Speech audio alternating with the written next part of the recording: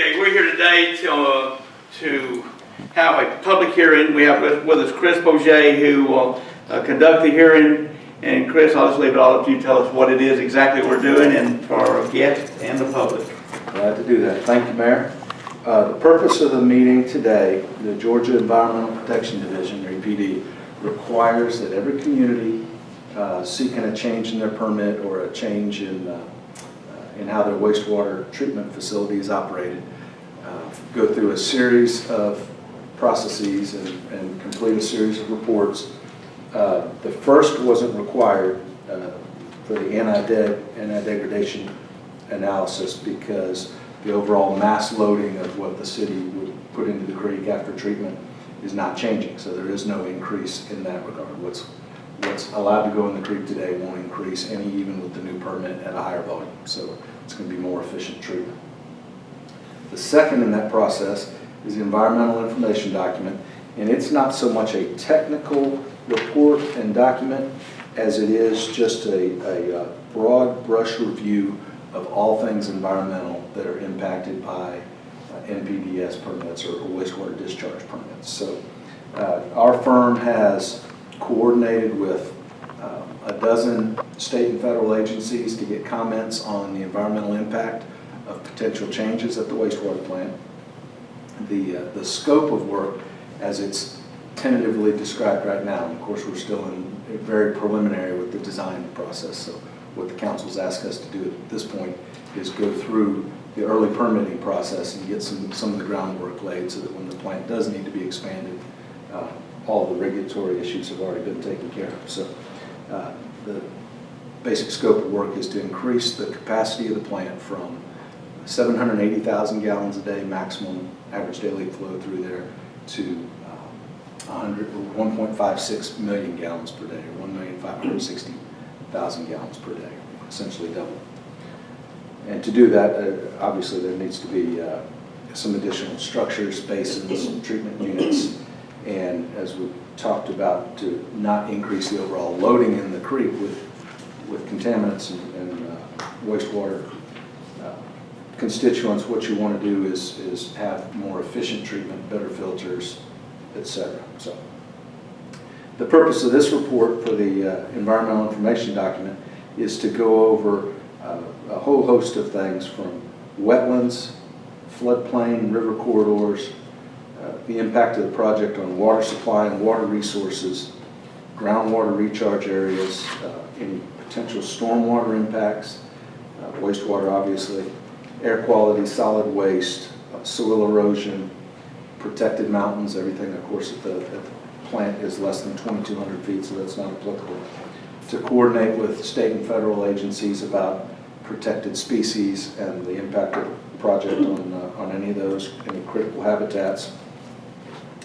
To make sure that there's no archaeological sites or historic buildings that need to be preserved or that would be impacted by the project, and of course there are none.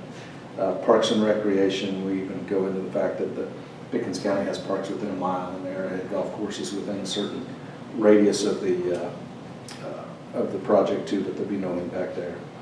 Of course, all government projects, you've got, even though we're in the North Georgia mountains, we've got to state clearly that we're not damaging any estuaries, any coastal barrier islands, or any beaches. So we've done that. Farmland considerations, there'll be no conversion of direct conversion of land as a result of the project. The energy use, well, all the equipment is more efficient, the overall cost will probably go up a little bit to operate the plant. Chemical costs will go up too. Water conservation, cross-connection control, the water conservation plan that the city recently adopted is all part of this process too. So, in summary, a draft of this report has been submitted to EPD. They've already come back with a few questions just clarifying issues such as, if you're increasing your wastewater capacity, wouldn't it necessarily follow that you'll need to supply more water? So that some of those issues will be addressed in the project documentation, as well as As the planning and design goes a little further, they also stipulated in their response letter that they wanted the minutes from this meeting and any public input or any ideas on a better mousetrap. So in terms of how to increase the capacity of the plant. They talked just a little bit about the scope.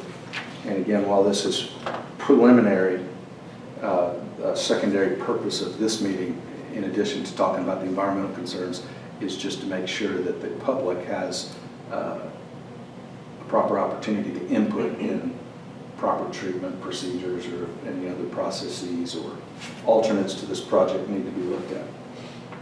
So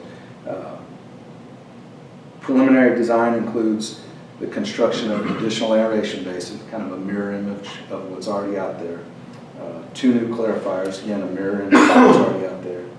Expansion of chlorine contact chamber that does the disinfection and also the dechlorination before it goes into Polecat Creek.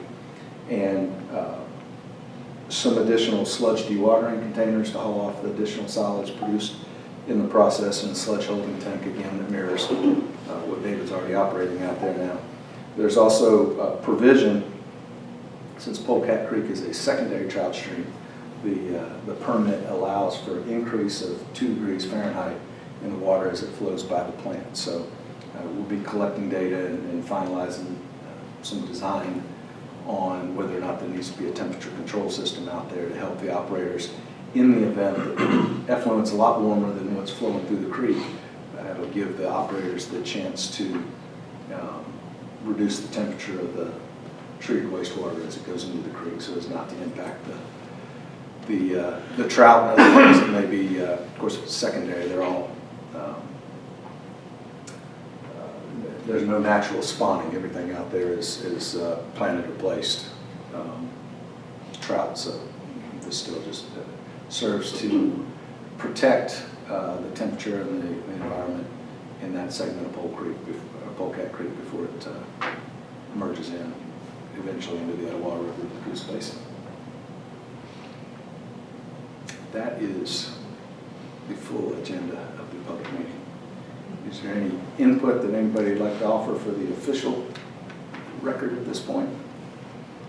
Is the physical expansion the one that's outlined on the map that's in the treatment facility, David? The one that I looked at?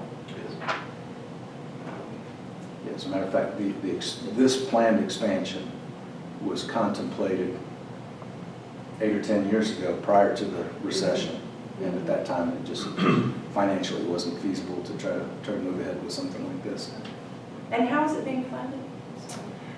The funding's not in place yet, but it could be a Georgia Environmental Finance Authority funds, combination of low-interest loans and grants.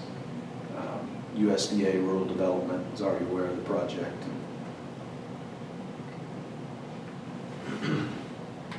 So this is just to get that permit?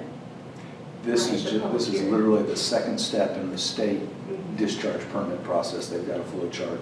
Right, okay. The state's not even looking at the design development report or anything at this point in time until all this is done. So it's been advertised for more than 30 days. I've kept my copies of the local paper as it comes to our office. So we'll submit the minutes of this meeting as well as those advertisements to the EPD for their final approval of this topic. Any other questions? Do you expect the report to be finalized? You said a draft has been submitted. Yeah, we've already made the changes to it. This is Okay. literally this milestone meeting and the resubmission to EPD. When EPD does anything, I would never hazard to guess. Okay. Somewhere between a week and a year. Okay. Any other questions? Just for the record, you mentioned one of the items, Chris. Where's the water coming from? What's their concern? I mean, there's more. That's actually more sanitary sewer than we have available water. Our comments in the report just generally state that the project wouldn't adversely affect the water supply systems, meaning that the discharge into Polecat Creek doesn't have a direct impact on any of the withdrawal or anything out of Lone Swamp Creek or mine, wells, anything. EPD just wanted a clarification in the report that says that the city's got some plan for supplying drinking water into the future too. Okay. Thank you. Just wanted that mentioned for the record on that. And that would be in the minutes, if we could, that we discussed the future need for raw water. I guess you're concluded, That is. and I will officially adjourn the public hearing. Thank you for coming.